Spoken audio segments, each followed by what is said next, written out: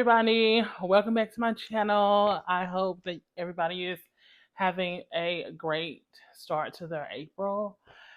And you know what we're here for. We're here to do our March wrap up so I can talk about all the books I read in March and give you some good book recommendations if I can. Big ups to everybody on mental health. Please make sure that you're checking in on yourself, making sure that you're doing good. I am not 100%, but I'm doing better than I have been. As you can see, I am more than half a person. I did my hair. So, kudos to me. So, for the month of March, I actually read some pretty good books. I also thought that it would be fun this time to add some stats up here so you guys can kind of get like a view of like how many pages I read and different things like that. So I read 13 books. I DNF zero this month, and I read a total of 4,897 pages. The genres I read three graphic novels, three romances, four fantasy, and three mystery suspense thrillers in that area. So yeah, I feel like I had a pretty well-rounded month. Also, I'm sorry for the glare, you guys, if you guys can see the ring, but I can't see, and I did not feel like dealing with my contacts and putting them in. I didn't want to do any of that. So that's the other half of me that's not really a person. I didn't want to do all that. So I had to put my glasses on because I can't see without them. And so I apologize now for the glare. So without further ado, let's go ahead and get into these books so I can tell you what I rated them and how I felt about them. All right, first up, we're going to be talking about The Inheritance Games by Jennifer Lynn Barnes. Last month, I read The Naturals, and it wasn't really my favorite. It wasn't really something that I was really into. But this one, yes, yes, yes. Come on for the snaps. I rated this a 3.75. Really, really close to a 4 star. This was really, really good. She definitely still writes very immature characters, but the plot and the storyline was so fun to follow. This follows a girl named Avery, and Avery is basically out here just trying to survive. My girl is out here on the struggle bus, and she's just trying to survive. She lived with her stepsister. No, she lived with her actual half sister. Um, they daddy a deadbeat, but her sister, coming in the clutch after her mom passes away. But her sister is thirsty and Avery don't like her dude. And so like I say, Avery just out here struggling, just trying to get it how she live. She be playing chess, with this homeless guy every day, and that's just how she living her life. Then one day, somebody come and tell her that a billionaire has left her his entire fortune, and all she got to do is come stay in his house for a year with his family, which he did not really leave much of anything.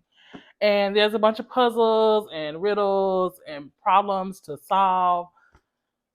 It was so good. It was so good. Jennifer Lynn Barnes does this thing with the chapters where they're really, really short and like some of them are only like one page. And so you feel like you're going through this book really, really fast. And I feel like that sets the pace for the book. So it made it really, really fast to read, really, really easy to read. Yes, the characters are immature and they do get on my nerves, but I still had such a good time while reading it. Like I was able to kind of like look past some of it, not all of it because I couldn't give it like a 5 star, but this was really, really good. It was so good that my the next book I read was The Hawthorne Legends Legacy by Jennifer Lynn Barnes, which is the second book of the Inheritance Game series. I can't really speak too much on this book because it will be spoilers for the first book. But it's just a continuation of all the drama and mess that came from the first one. It was still very, very fun, very, very exciting, very, very fast paced. Her writing style was still on point. It was very on brand for Miss Barnes. Yes, she gave it everything. I loved it. I had such a good time. Like I literally finished Inheritance Game and picked this right up. I could not wait to get into the second book. I had such a fun time reading these. Does not take a lot of brain power. Doesn't You don't need to get out your pencil and pad to be following the riddles. You just read them and you ingest them and you go along with the story, and it's so fun. I also rated this one like a 3.75. Really, really good. Had such a good time. Okay, and after the Inheritance Games, I needed to take a little break from that storyline, so I picked up None of This Is True by Lisa Jewell. I did want to stay in the mystery, of course, but I wanted to pick this up and read this. This was also a good time. I still don't know who lied. I've read this entire book and I still don't know who lied. I just don't know. Anyway, this follows two main characters. I gotta remember their name because I don't remember their name. One of them is named Alex, and the other one is named Josie. And they happen to be birthday twins, and they have their birthday at like the same place. Alex is a podcaster, and Josie is like a housewife. And Josie tells Alex that she thinks it would be cool to do a podcast on her life, like as like her birthday twin. And oh my gosh, the story that she tells this lady is off the chain. I just ate this book up. I literally read it in one sitting. I could not put it down because I had to know what was happening. Like, and I also listened to the audiobook for some of this, and it played like a podcast, which I like reading about the podcast, but I'm not big on listening to podcasts, not like true crime ones.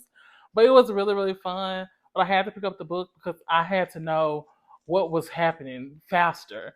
And so I got all the way to the end of this book, to the last page, and I still don't know the truth. Don't know who lying. And I feel like if a book can do that to you, like still have you guessing long after you close the book, but at the same time the story is complete and you feel like it's complete, you just don't know who's telling the truth. I feel like that makes a really, really good mystery, and this book did that for me. And I rated this one a 4 star.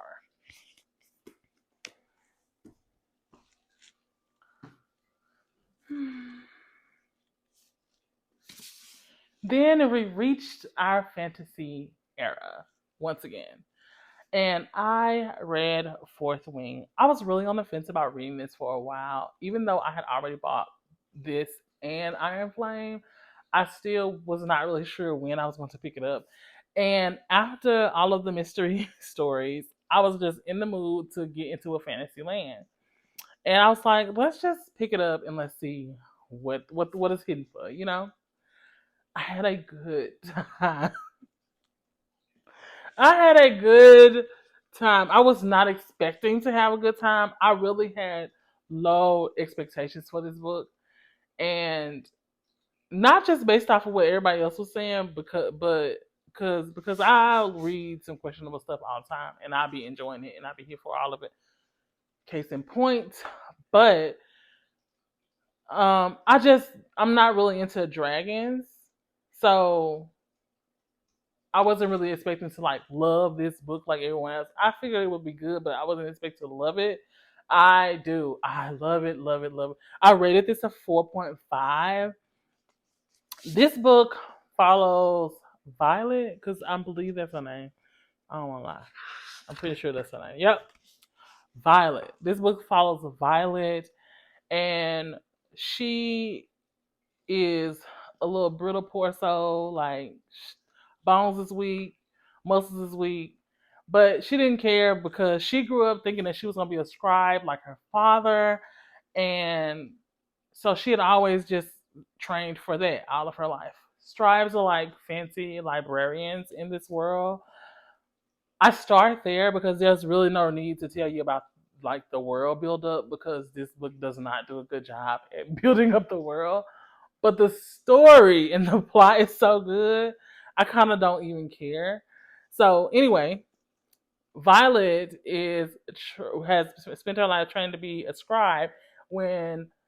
When it's time for her to like choose her profession, her mom tells her, "No, ma'am, you are going in the Dragon Rider quadrant," because her mom is like the leader or like the dean of this school, so to speak, or whatever. And so her mom said, "You gonna be a Dragon Rider like the rest of your family. We're not doing this," pretty much. And so now she got to go into the Dragon Rider school. The Dragon Rider school is like here today, die tomorrow type of atmosphere.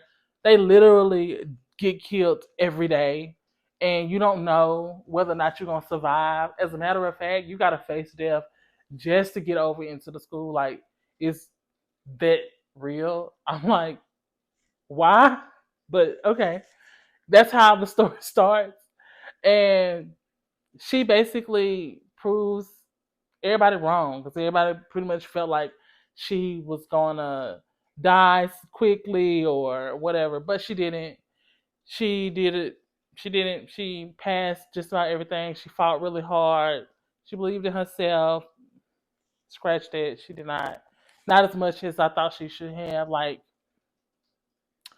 my biggest problem with this book was there was a character who, like, pretty much from the first page, was telling her that he was going to kill her, and he was there too long. He was there too long. We should have killed him a long time ago, and this book still would have been so much better without all the pages that had him in it. Like, he really, really, really took me down. I could not stand him. I was so ready for him to be gone. Anyway, while Violet is in the school, there's a guy. His name is Zayden. Zayden is like, um, we're gonna call him a senior. Okay, Zayden's a senior, and he already got a dragon of his own. He already riding his dragon. He already big hot shit, and he does not like her because his dad was a part of the rebellion group, and her mom killed him. So he don't like her off rip, you know, and it's gonna be a relationship between them two. And that's Fourth Wing. On top of that, she's gonna get a dragon. So like that's this story in a nutshell, but so much more. This was like never ending page turning action, and it was so much fun. I was so here for all of it. Um, I feel like the way that I described it was like all over the place, but I don't really want to ruin any of like the real spoilers in this book, so I can only say so much. Anyway, great book. I had a good time. 4.5 stars. I'm definitely gonna be reading Iron Flame soon, so stay on the lookout for that. The next book we had was Daisy Jones and the Six by Taylor Jenkins Reid. This was so much fun. I feel like I've been saying it about all these books, but I had a really good reading month. Let me just say that I had a really good reading month. I sat up on the couch, opened this book. Me and my fiance were sitting on the couch and we was watching TV or doing something. She literally watched me read this book from cover to cover. She could not believe it. She's like, "You just sat there and read that whole book?" Yes. I could not put this book down. I could not put this book down. It was so good. It was so gripping. This is basically a story about Daisy Jones, who is this aspiring music artist. I don't know why I said that like that, but anyway, yeah, she was a singer. And a guy, his name is Billy, and Billy has a band, and they're called the Six, and they end up like collaborating, and it's about this tumultuous kind of like in and out, up and down roller coaster that they go on. All of them, all of the members of this band and Daisy Jones, because they collaborate and they kind of make this album together. And that's not a spoiler; it's a big part of the book, but all the things that they go through while doing so, oh my god, and all the things they went through prior to becoming Daisy Jones and the Six. This is so good. It's basically set up like a reporter, a journalist is kind of like documenting them or having interviews with all of them. It's written in an interview style, like person's name, what they're saying, whatever the case may be. That's how it's written. So it's very easy to follow along, um, very easy to keep up with, and it's a fast read. It was to me, and I could not put it down. I rated this, I believe, 5 star. Yeah, this is one of my 5 stars. This was so good. Taylor Jenkins Reid did it to me again. She just really knows how to write a good book.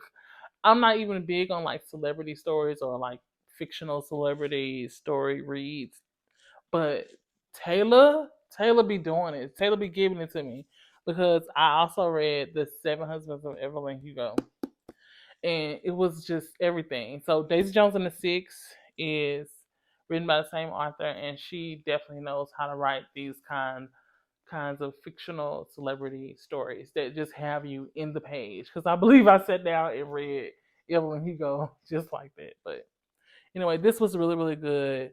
I definitely enjoyed it. You should definitely pick this up. Everybody should be reading this. It is so good. And after Daisy Jones and the Six, I went back home to Peruvian with A Court of Wings and Ruin by Sarah J. Maas. This is the third book in the ACOTAR series, and I definitely had to go back home, check on my peeps, see what they was up to, because I have been just dying to come back home. Anyway, rated this a 4.5. It was so good. I had a lot of good times. So definitely a little spicy. I will say that this book had a few parts of it that was like really droning on when it didn't have to. But I still really enjoyed it. It was just kind of like sitting down, hanging out with your friends and family. And, sometimes y'all just not doing nothing. And that's what this book gave. But when it was time to like put your bootstraps up, everybody did so. And so that's what this book gave me. Like I said, I rated it a 4.5 stars. I can't really talk too much about it because I don't want to spoil the other books before it. But yes, definitely enjoyed. And after Wings and Ruin, I went ahead and read A Court of Frost and Starlight by Sarah J. Maas. This was such a cute novella to me. It was kind of like a mental check-in after all hell had broke loose. It was kind of like it showed a lot of like facets on like PTSD and mental health and like what scars trauma leaves on you after the fact. I enjoyed this. I rated it a 3.5. I did rate it a 3.5 because it was short and it was just like check in, but it was cute. Wasn't a whole lot going on. Like I say, we just checked in on everyone after all hell had broke loose on Wings and Ruin, and had a nice kind of like Christmas celebration. So that was what this was about. It wasn't too much, but I still enjoyed it. Now, let's talk about your girl, Kennedy Ryan. I have been doing this thing where I have been picking up like romance books because, like I said, I'm trying to get into different genres because I'm not a romance girly. But I did read Before I Let Go by Kennedy Ryan. I rated this a 5 star. Whoop, whoop, whoop, whoop, whoop, whoop. 5 star, ladies and gentlemen. Five star. I enjoyed this book so much. It wasn't some cute, fluffy, Hallmark Channel type of romance. It was a second chance romance between uh Yasmin and Josiah.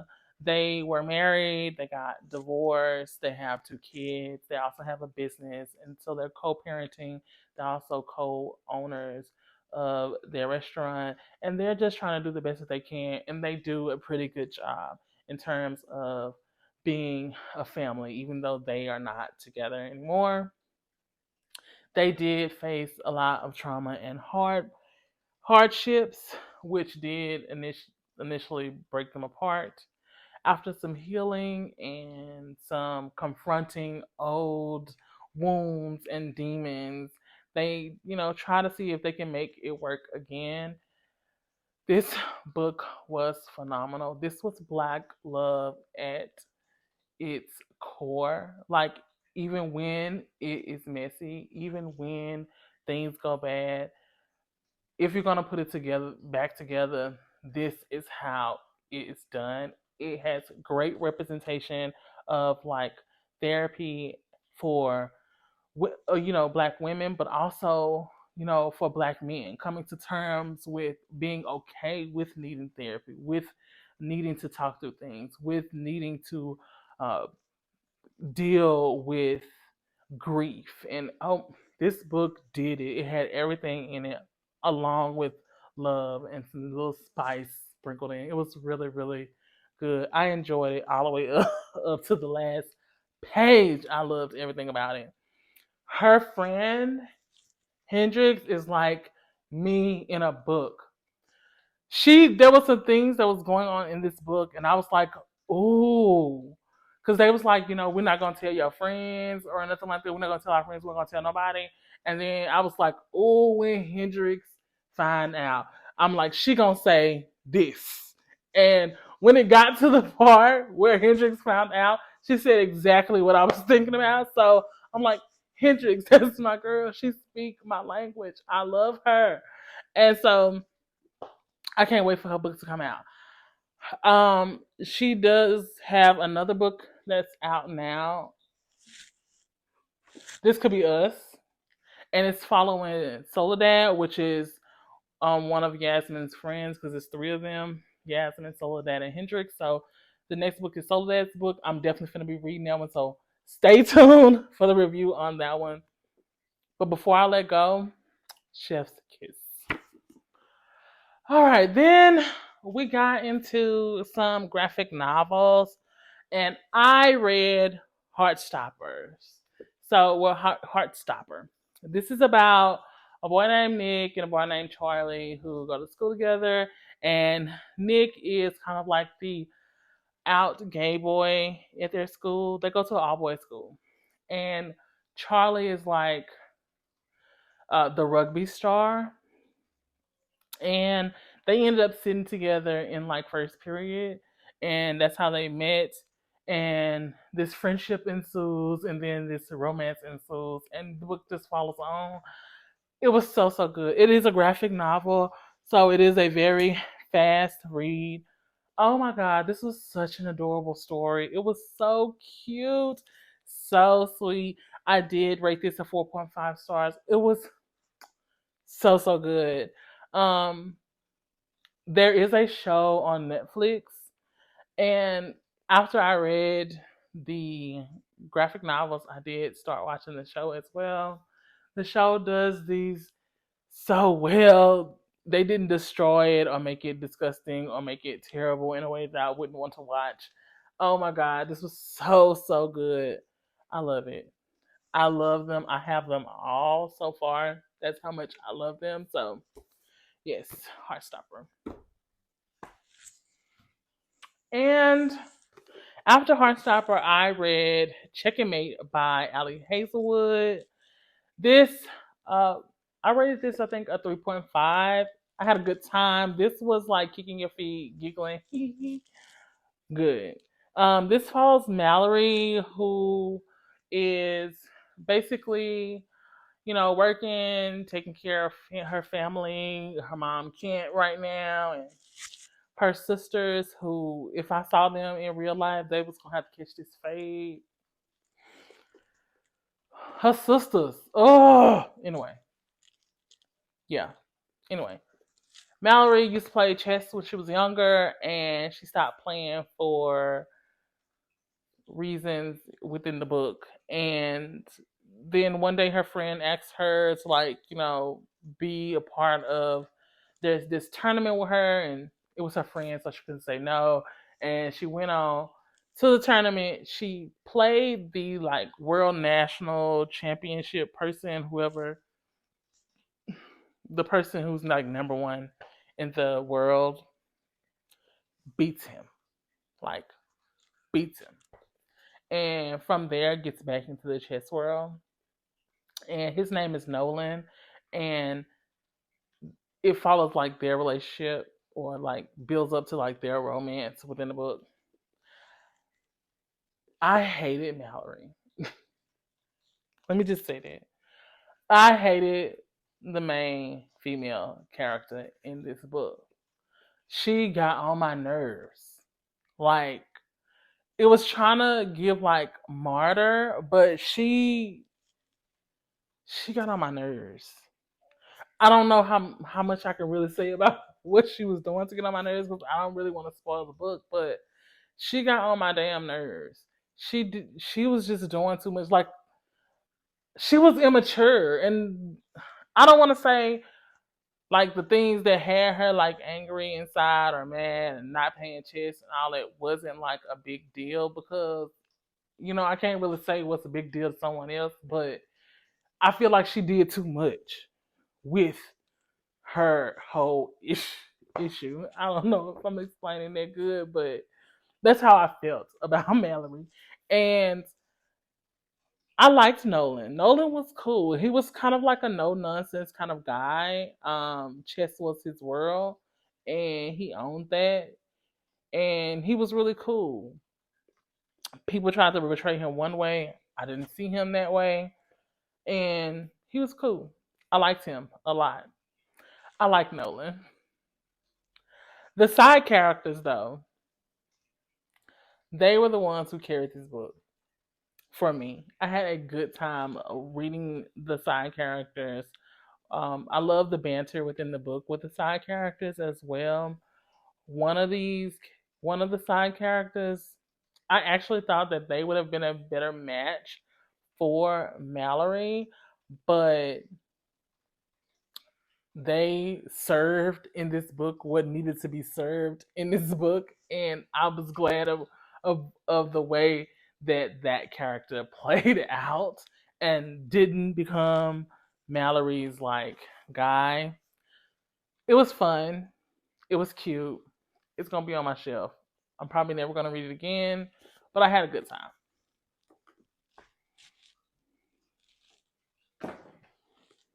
And then I read Heartstopper 2, just a follow up from Heartstopper 1.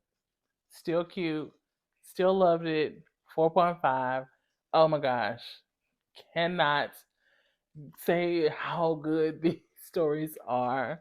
They are so cute. And it's still following Nick and Charlie, and watching their love just blossom over time. It's so beautiful. So the next book that I read, I actually read on KU. It's called Reign of Shadows and Endings by Melissa Rorick. And the story is about these heir to, they're called legacies. And legacies are basically like descendants of gods. And there's like six kingdoms from the six gods that, like, created the earth, or whatever the case may be. And then there are fae, and then there are humans, which nobody really worries about the humans because they don't really matter. What matters is the legacies and the fae.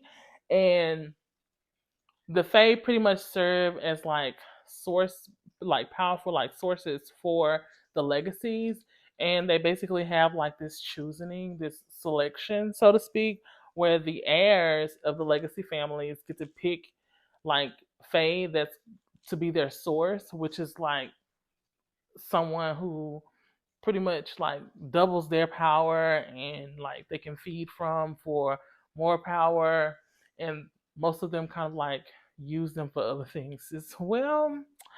And so we follow the story from a Fae. Her name is Tessalyn, and she don't think that she's gonna be picked for the selection, so she not even worried. And then lo and behold, she is, and she's chosen by the heir of Eris. I think that's the god that he's from. His name is Theon, and this kingdom is kind of like frowned upon. Nobody really like mess with them for real. Anyway, he chooses her, and oh my god, the tumultuous will they, won't they, the tension, the angst, the you're not gonna take over my body, you're not gonna just handle me any kind of way, fuss and fight they go through. Oh my god, I ate this book up. I read this book so fast. It was unbelievable. Like I read it in like a day and a half. Like I was in it. It was so good. I rated it a 4 star. There are some questionable things about the book for sure, but I will be reading the second book as well. It was really good. It was a fast read for me. I had a good time. It was definitely a good palate cleanser and another great world to like get involved with.